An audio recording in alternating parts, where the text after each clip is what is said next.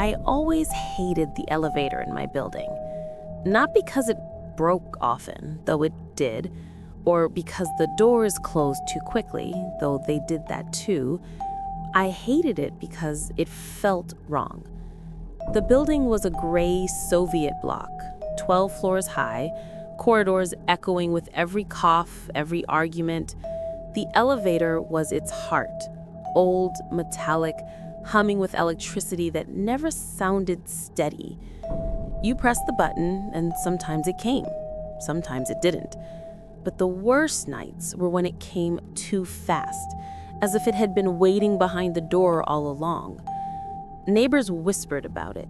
Children dared each other to ride at midnight.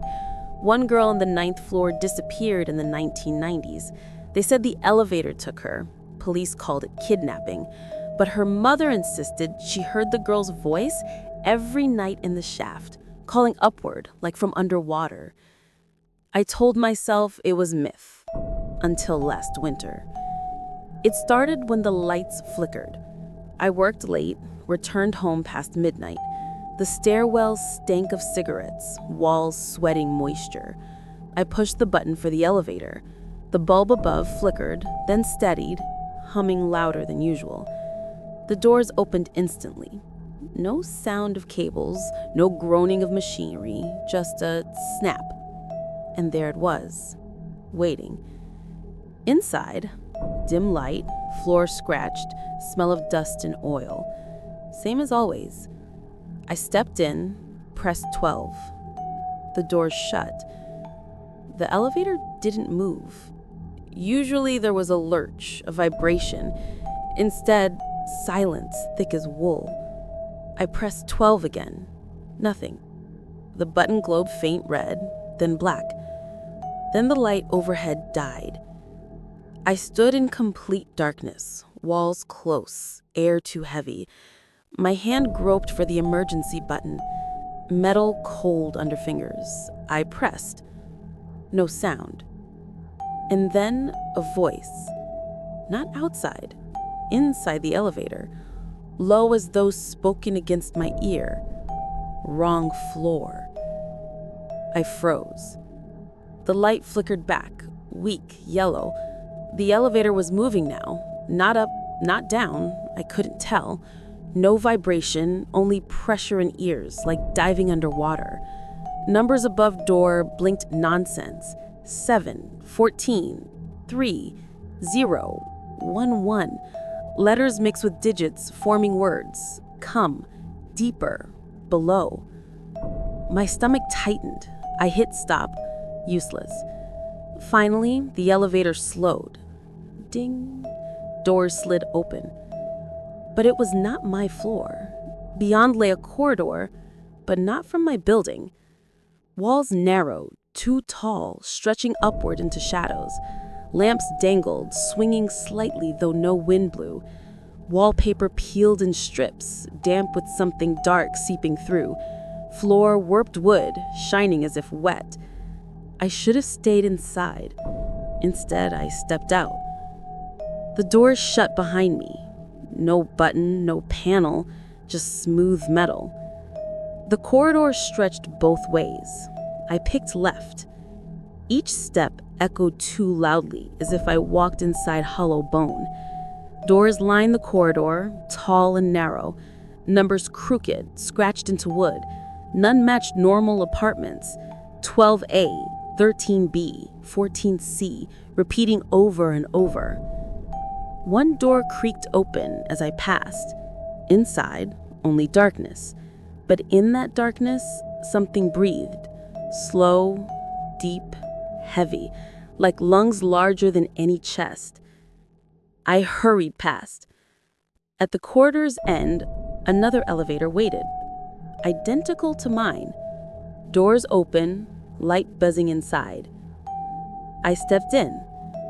This elevator had no buttons, only one word etched into panel.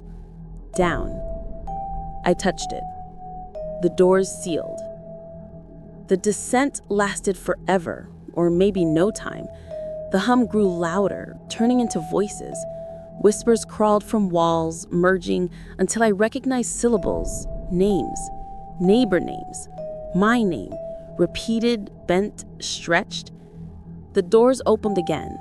This time, the floor was water, shallow, rippling black.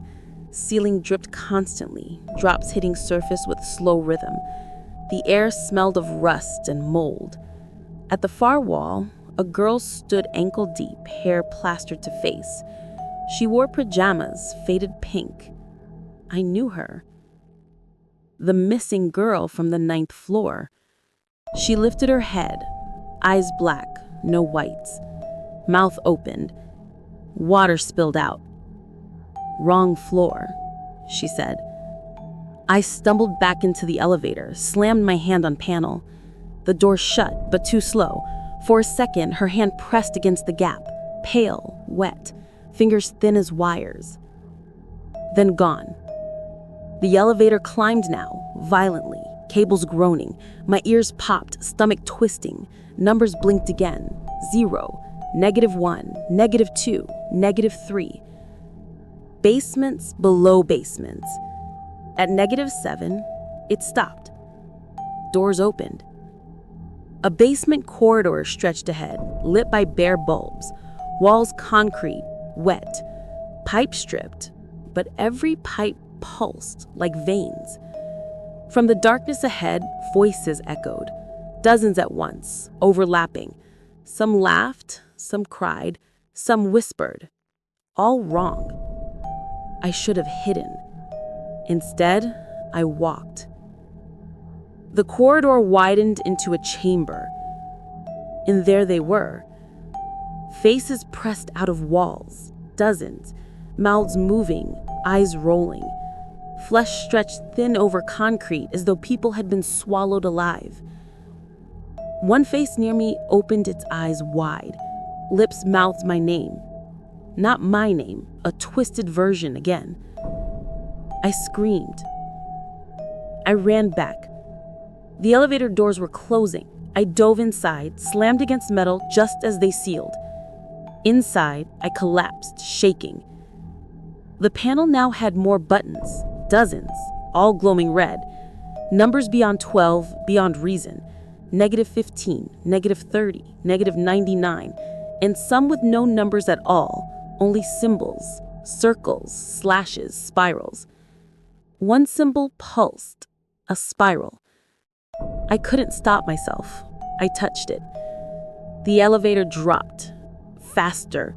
So fast my stomach rose, ears screamed, lights shattered.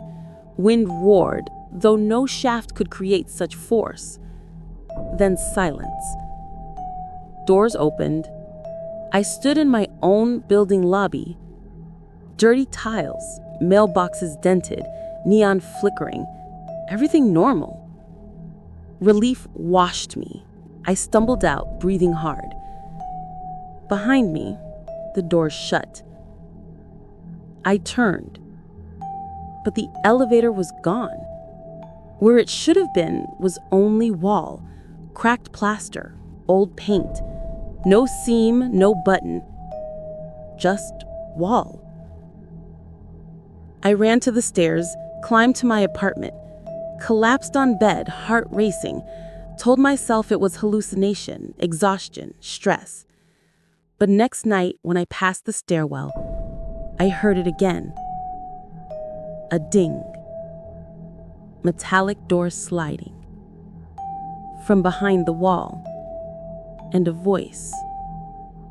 Soft, near my ear. Your floor is not ready yet. Since then, nights grow longer. Sometimes I wake to find myself standing in corridor, hand pressed to blank wall where the elevator once was. Sometimes I hear neighbors screaming inside shaftless space.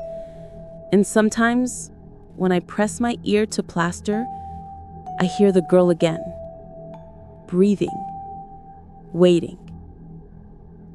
The elevator never left. It only waits for me to press the button again. And one night, I will. Because it always comes, and it never arrives.